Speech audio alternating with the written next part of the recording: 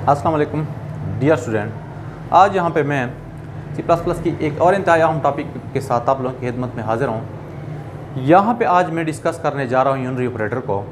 Basically operator से related ये हमारा आज का थर्ड वीडियो लेक्चर है। इससे पहले वीडियो लेक्चर में हमने ऑपरेटर को और साथ साथ बाइनरी ऑपरेटर को डिटेल के साथ देखा था।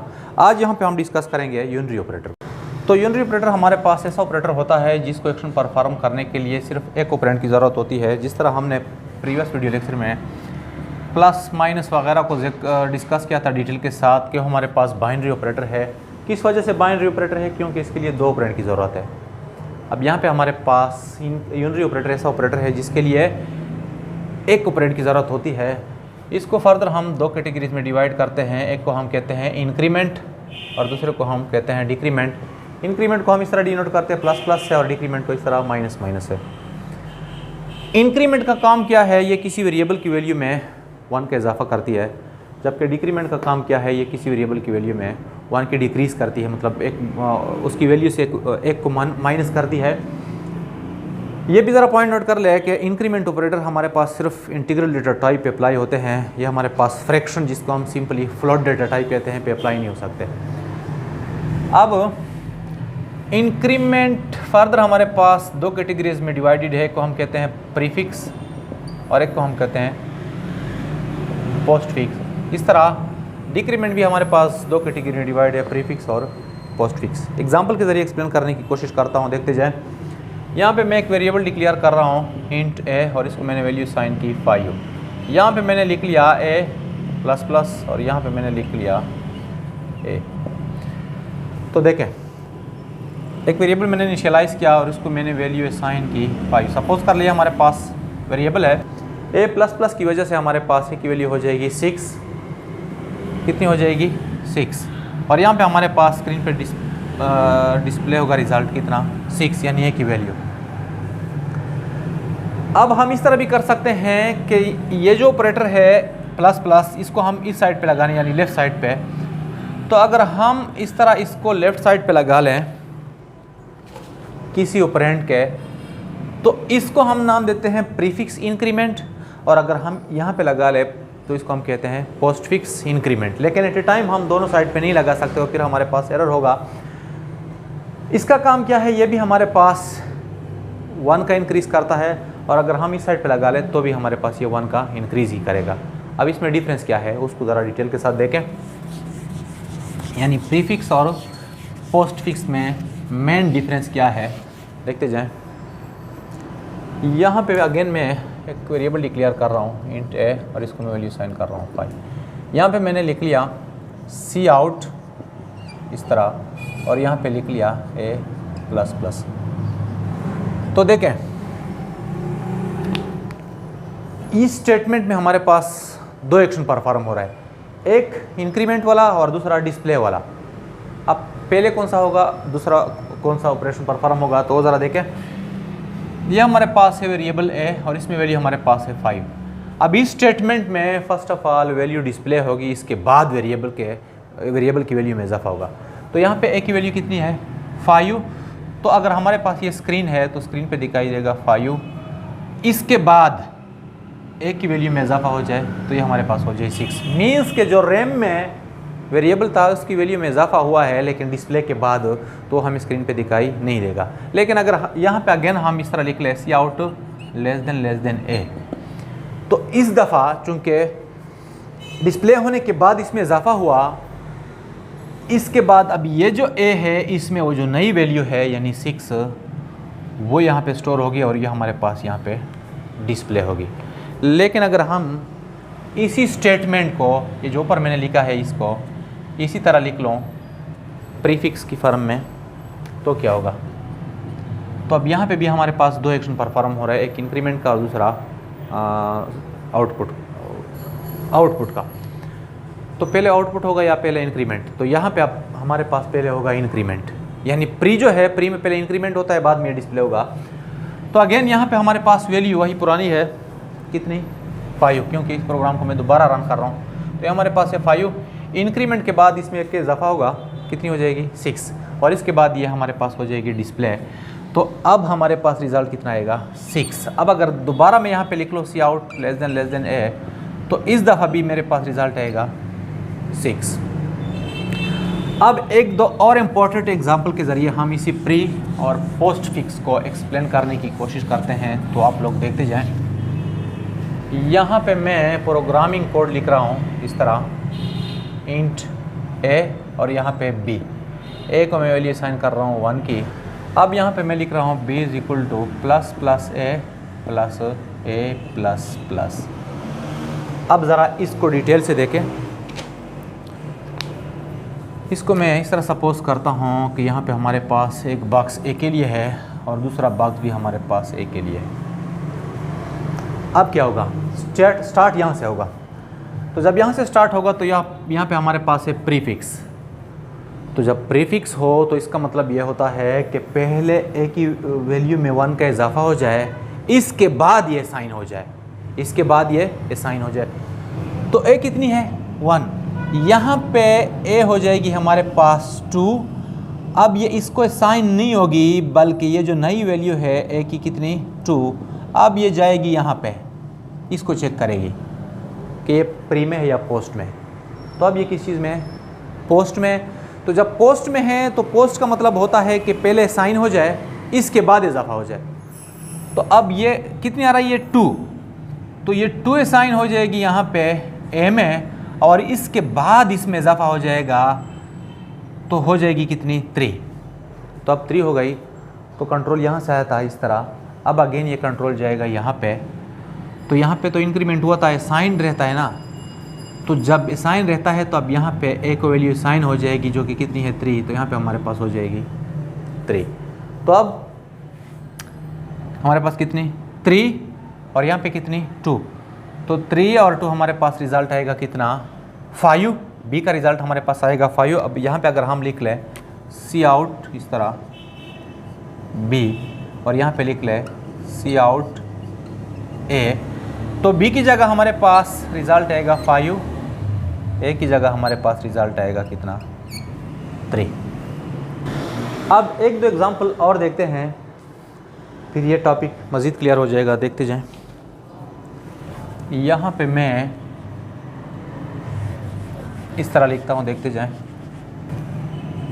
a plus plus plus a plus plus. अब क्या होगा, अगेन इसको मैं यहाँ पे ब्लॉक्स की फॉर्म में शो करता हूँ। यहाँ हमारे पास एक ब्लॉक बॉक्स की फॉर्म में, और यहाँ पास हमारे पास एक दूसरा बॉक्स इस तरह।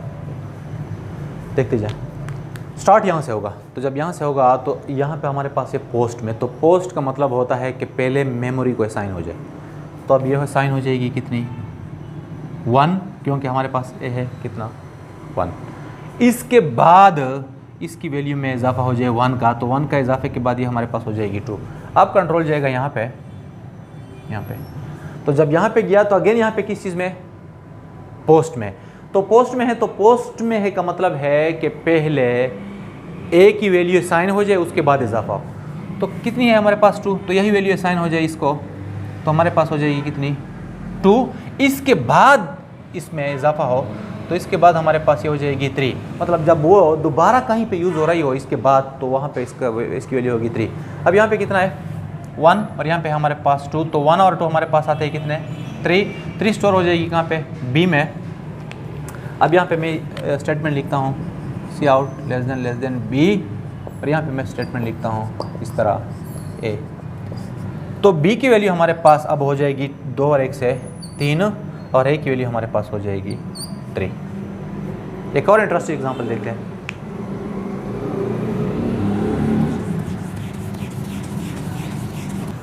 यहाँ पे मैं लिखता हूँ b is equal to a plus plus plus plus plus a। अब क्या होगा, मैकेनिज्म बिल्कुल इसी तरह है। देखते जाएं। यहाँ पे हमारे पास है और यहाँ पे दूसरा है। बॉक्स मैंने बना लिया है a के लिए।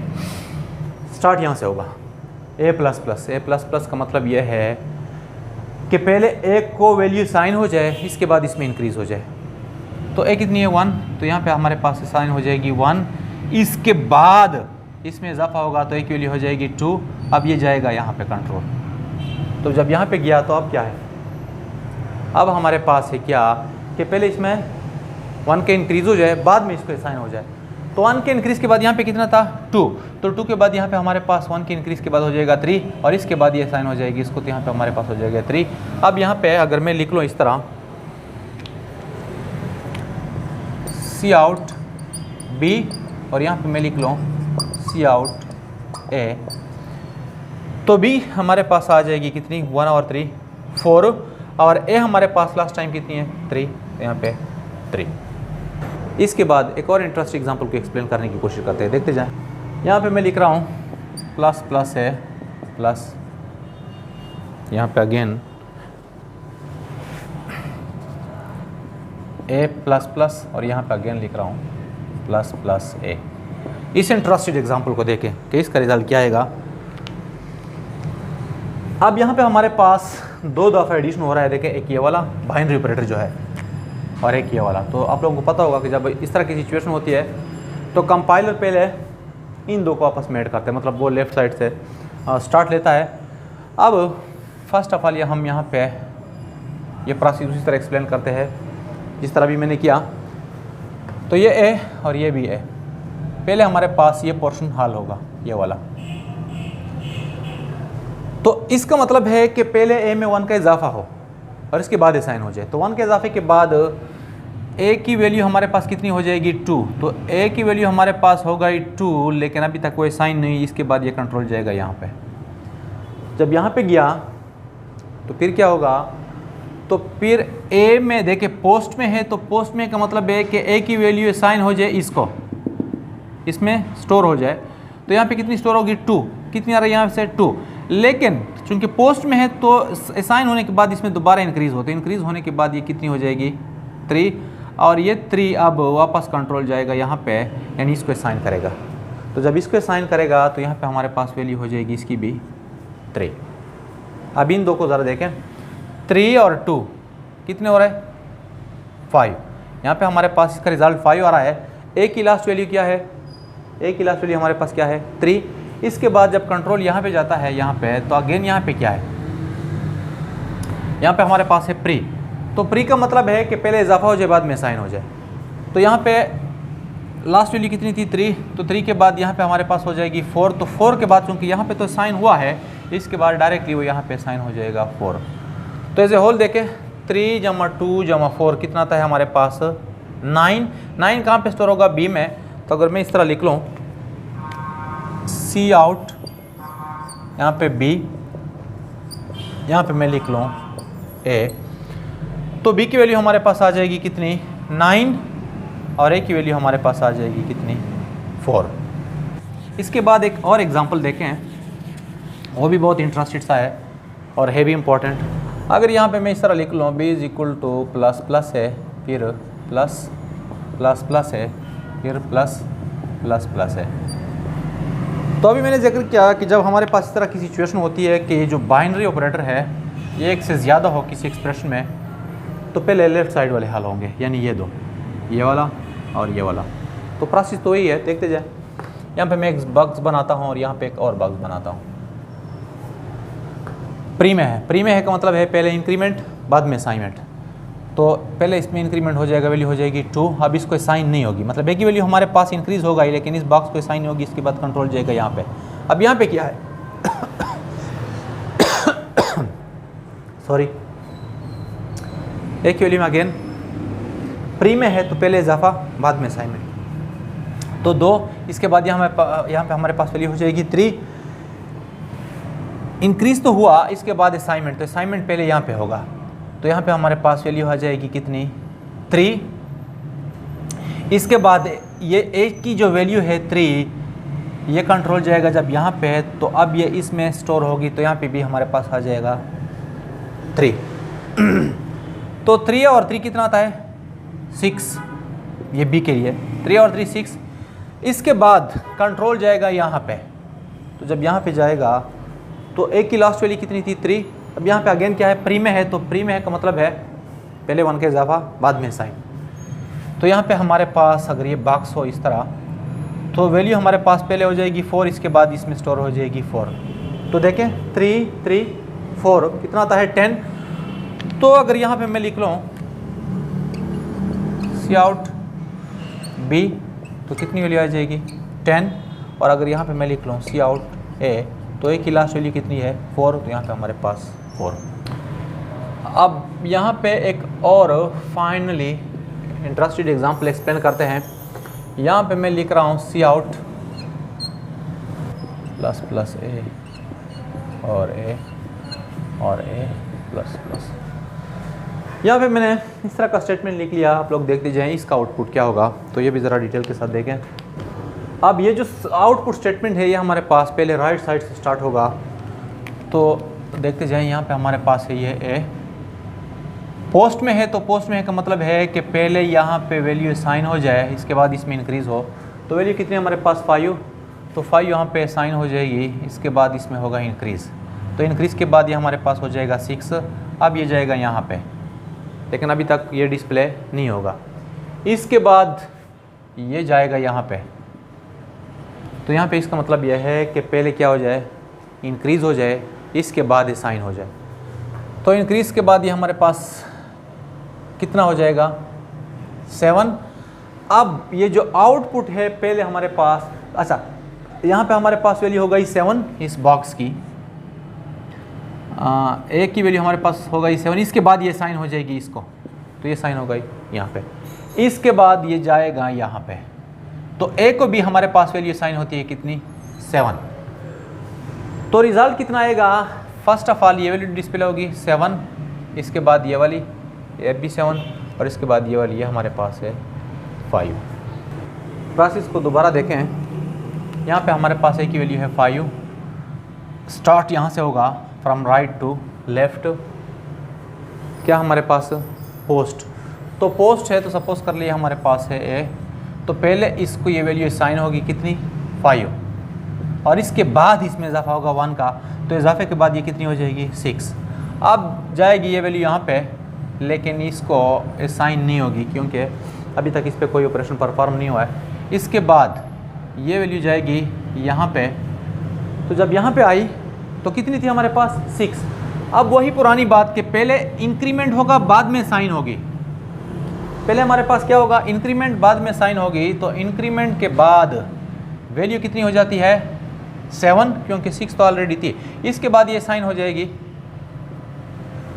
इस बॉक्स को, इसके बाद कंट्रोल जाएगा यहाँ पे और इसको साइन करेगा यहाँ पे, और ये तो ऑलरेडी साइन हो चुका है।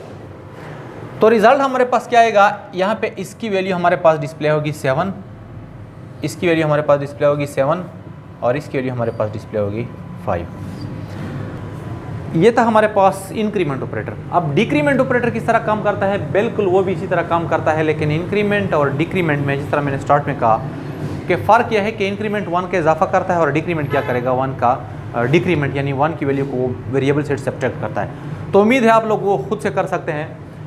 तो डियर स्टूडेंट, ये था हमारे पास आज का टॉपिक कि इंक्रीमेंट यूनरी ऑपरेटर है क्या, और इसमें जो इंक्रीमेंट प्रीफिक्स और पोस्टफिक्स है और साथ साथ डिक्रीमेंट प्रीफिक्स और पोस्टफिक्स, इसमें मेन डिफरेंस क्या है। तो उम्मीद है आप लोगों को क्लियर हुआ होगा। तो आज के लिए बस इतना ही। अल्लाह हाफिज़।